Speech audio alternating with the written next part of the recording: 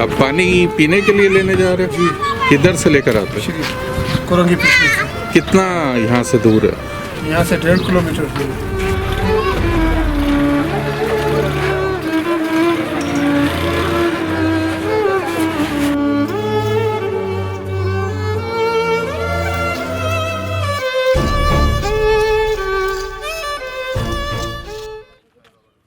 Board सही इधर हो जाओ, पीछे हो जाओ।